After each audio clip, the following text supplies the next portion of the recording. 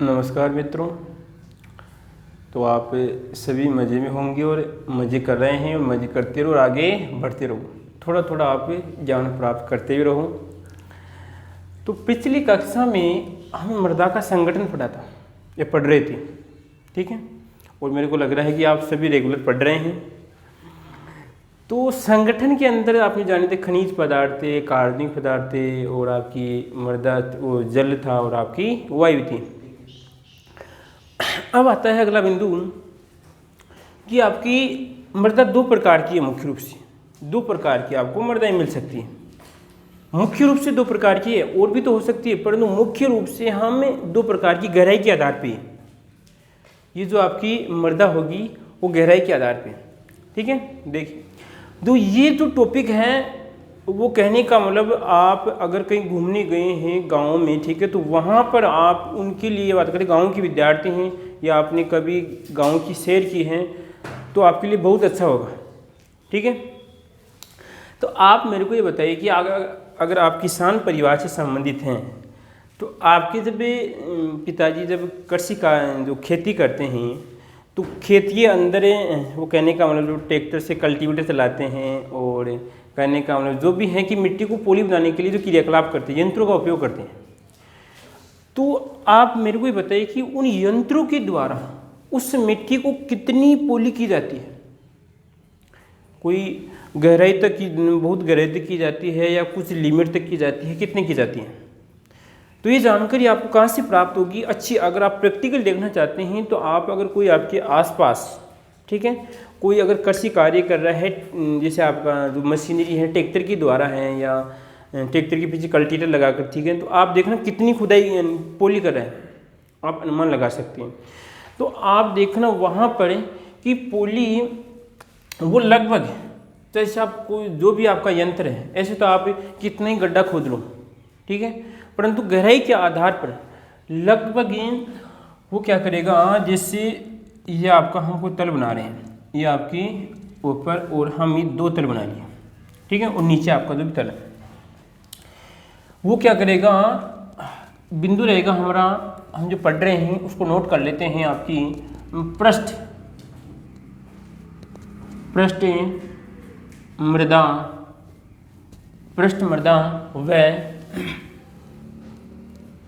अव, कौन सी अवमृदा, ले भाई अव निकार भाई, अव थोड़ा इसके साथ बैठता नहीं क्योंकि अव से नीचे होता है, तो यहाँ पे अवमृदा,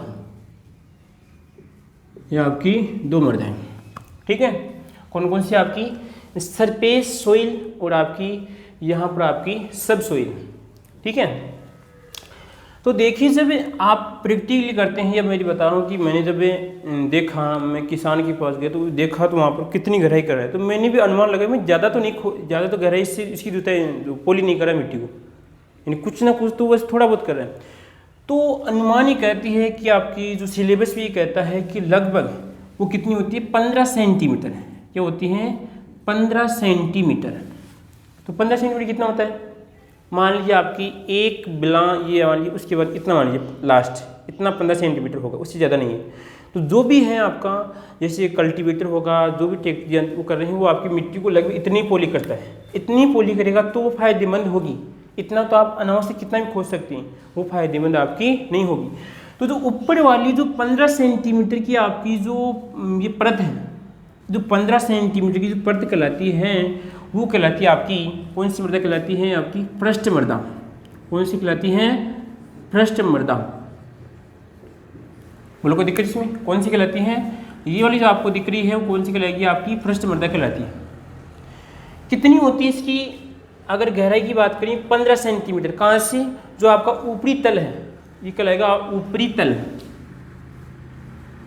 ऊपरी तल से थोड़ा बहुत कुछ पॉइंटों में अगर आधा सेंटीमीटर परत को हटा के माने, थोड़ा बहुत, क्योंकि वो ऊपर वाला लेवलिंग नहीं होती है, तो या उसमें थोड़ी अगर हम बात करें पोषक तत्वों की मात्रा अनिर्धारित होती है, तो थोड़ा बहुत हटा के वहाँ पर देखें कितनी होती है आपकी 15 सेंटीमीटर ऊपरी परत। ऊपरी परत से इतना थोड़ा बहुत नीचे आपकी 15 सेंटीमीटर क्या कहलाती है, पृष्ठ मृदा कहलाती है, ठीक है।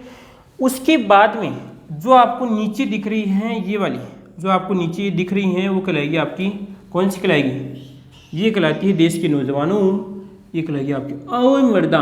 कौन सी कहलाती है, अवमृदा। अब मेरे को ये बताइए, जब आप हिंदी पढ़ते हैं, हिंदी सभी ने पढ़ी होगी, बहुत पढ़ी है हिंदी, आराम से पढ़ी, और हिंदी में आपने उपसर्ग भी पढ़ा होगा, और उपसर्ग आपका अव का मतलब क्या होता है, उपसर्ग कहता है नीचे। याद करने की लॉजिक है, अव का मतलब नीचे वाली मृदा है, और पृष्ठ का मतलब आपकी ऊपरी मृदा है। ये किसके आधार पे है, मृदा की गहराई के आधार पे है, कि इतनी गहराई को हम कौन सी मृदा कहेंगे, पृष्ठ मृदा कहेंगे, और इसकी जो 15 सेंटीमीटर के नीचे पाई जाएगी कौन सी मृदा कहलाएगी, आपकी अवमृदा होगी।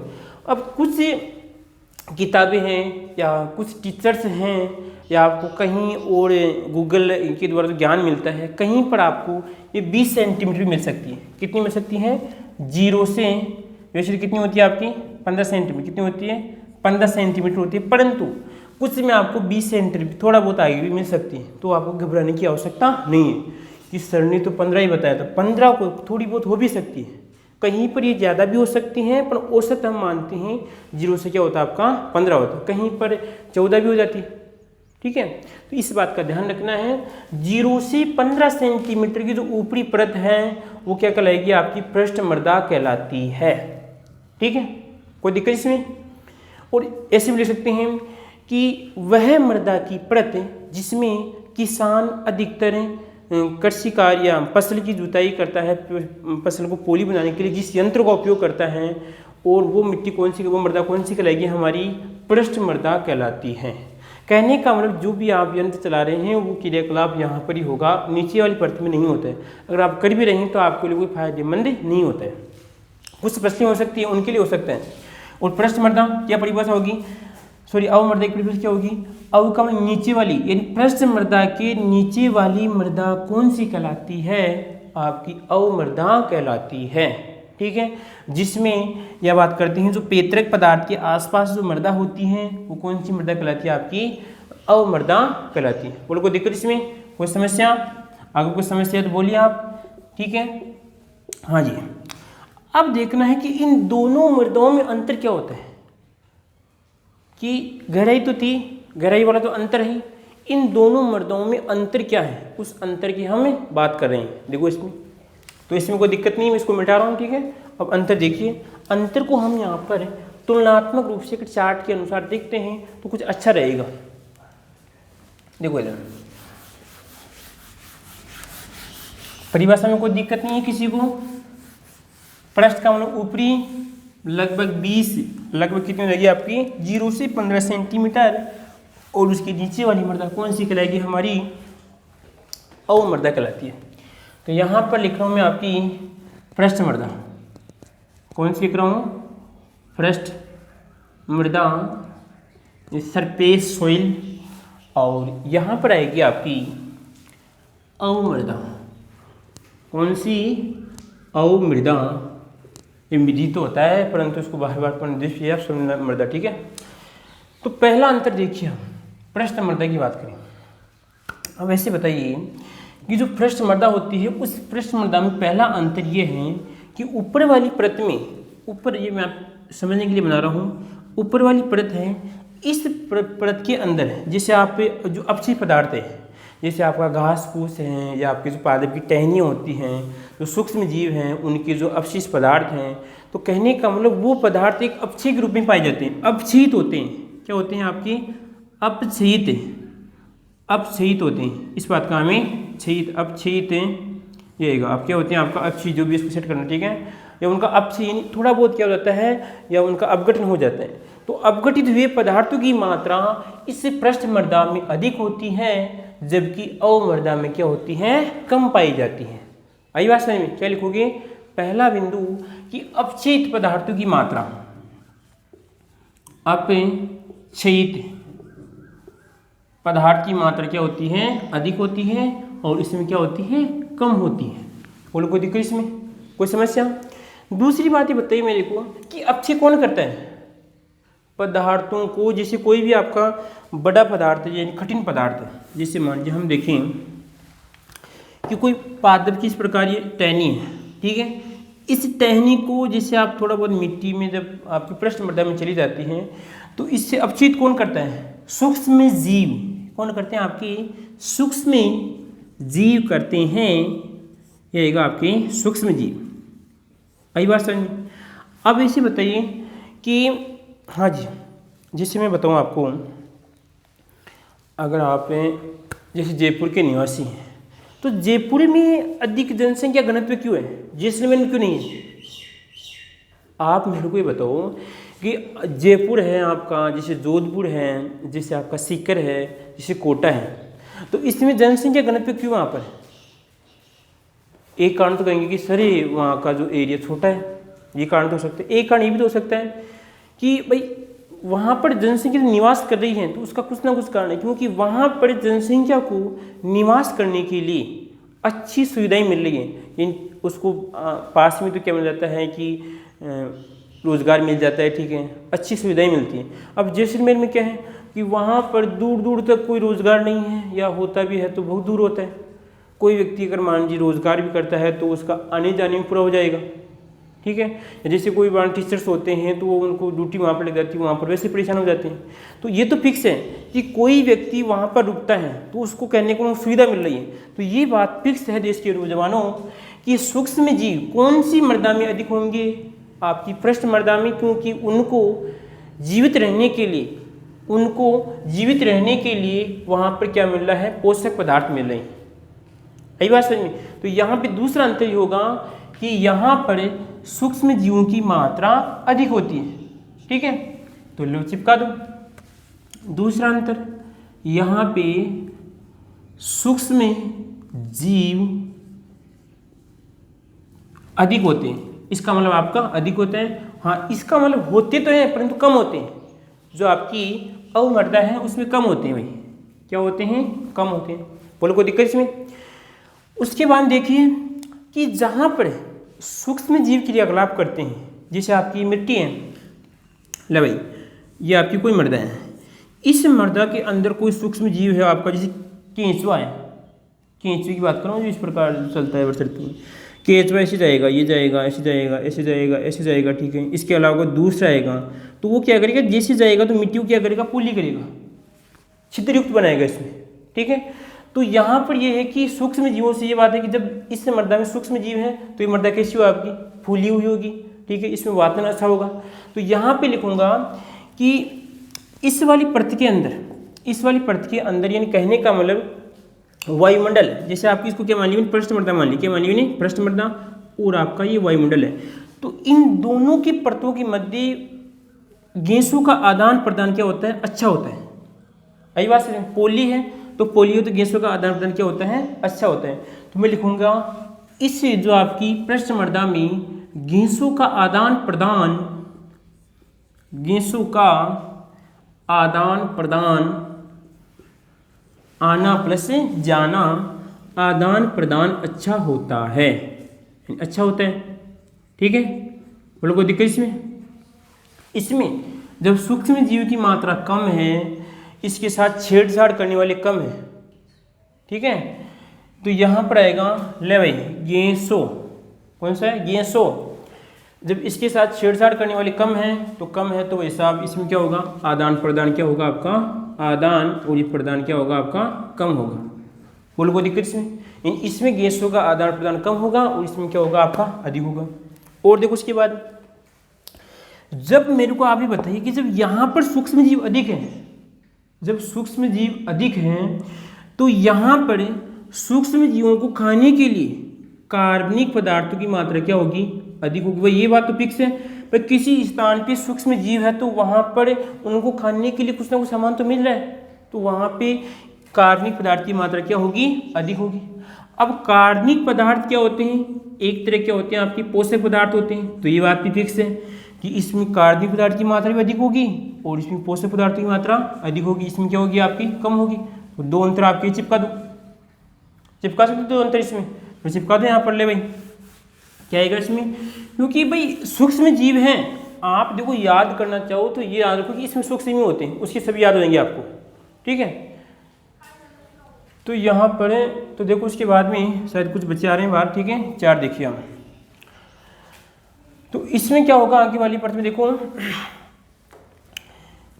कार्बनिक पदार्थ क्या होगा, इसमें कार्बनिक पदार्थ अधिक होंगे, कार्बनिक पदार्थ अधिक होंगे। बोलो कोई दिक्कत इसमें क्या होंगे कार्बनिक पदार्थें, इसमें कार्बनिक पदार्थ आपके कम पाए जाएंगे, तो इसमें क्या होगा आपके कार्बनिक पदार्थ की मात्रा कम होगी। दूसरी बात देखो आगे उसके बाद में 5वां बिंदु क्या था, वही है कि जब इसमें कार्बनिक पदार्थों की मात्रा, इसमें कार्बनिक पदार्थों की मात्रा क्या है कि अधिक, तो इसमें क्या होगी आपकी कम होगी। उसके बाद देखिए इसमें पोषक पदार्थ जो मैंने आपको बताया अभी, कौन से भाई पोषक पदार्थ क्या होंगे, इसमें अधिक होंगे। अधिक क्यों होंगे, क्योंकि यहाँ पे कार्बनिक पदार्थ हैं और कार्बनिक पदार्थों का अपचय कौन करेंगे, यहाँ पे सूक्ष्म जीव करेंगे। तो यहाँ पे पोषक पदार्थों की मात्रा, पोषक पदार्थों की मात्रा क्या होगी, अधिक होगी, ये बात भी फिक्स है। अब ये नहीं कि इस मृदा में है नहीं, इस मृदा में कुछ ना कुछ इसकी मात्रा पाई जाती है, तो इसमें क्या होगी, इसमें कम पाई जाएगी। अब देखो ध्यान से कि जब कार्बनिक पदार्थ का अपचय होता है तो एक काले रंग का क्या बनता है, पदार्थ बनता है, और उस काले रंग के पदार्थ को हम क्या कहते हैं, ह्यूमस कहते हैं। क्या कहते हैं, ह्यूमस कहते हैं। और ह्यूमस कैसा होता है आपका, काले रंग का होता है। तो मैं कह सकता हूँ यहाँ पर इस मृदा में, या इस मृदा का जो रंग होगा आपका गहरी भूरी रंग का होगा। क्या होगा, इस मृदा का रंग कैसा होगा, गहरी भूरी रंग का होगा। या आप प्रैक्टिकल भी कर सकते हैं कि आप जब मिट्टी को खोदेंगे, ठीक है, तो आपको जो नीचे वाली मिट्टी है, या हम रेगिस्तान की मिट्टी की बात करते हैं, तो रेगिस्तान की जो मिट्टी होती है वो लगभग कैसी होती है आपकी, थोड़ी बहुत पीली होती है, ठीक है, या पीली कैसी होती है, थोड़ी बहुत लाल होती है।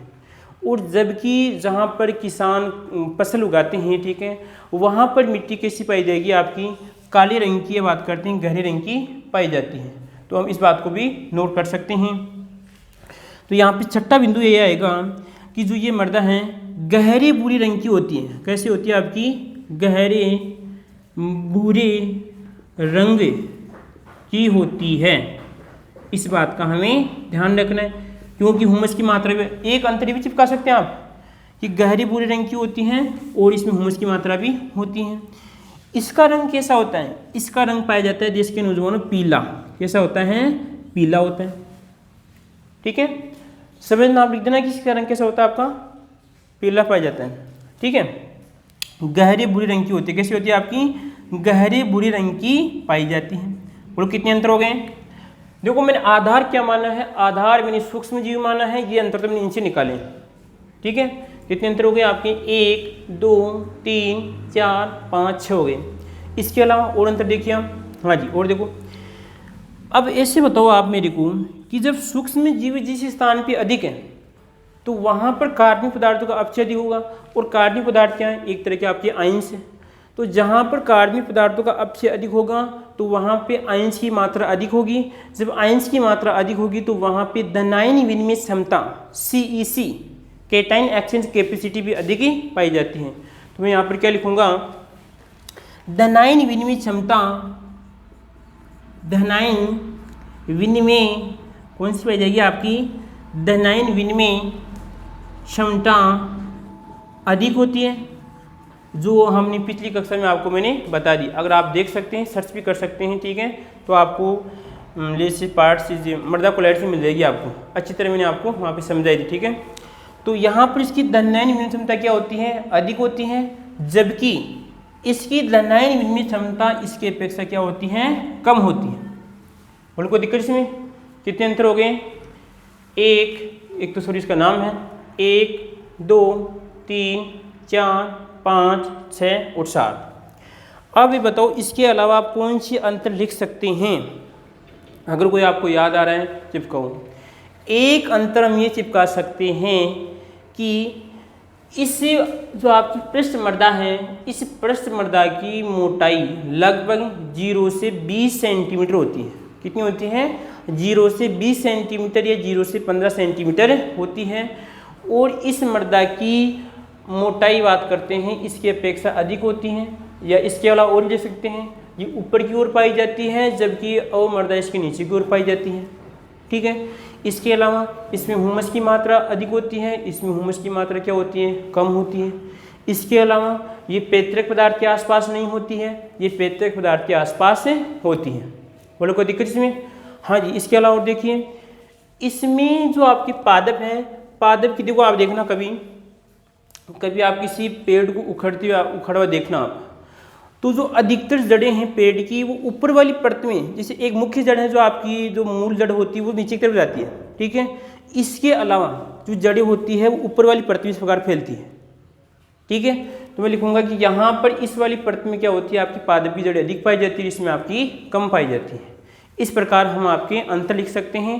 क्वेश्चन मोस्ट है, आप अंतर के आधार पर इसको याद कर सकते हैं। क्वेश्चन ऐसे बन सकता है कि पृष्ठ मृदा की चौड़ाई की यदि बात करते हैं, मोटाई कितनी होती है।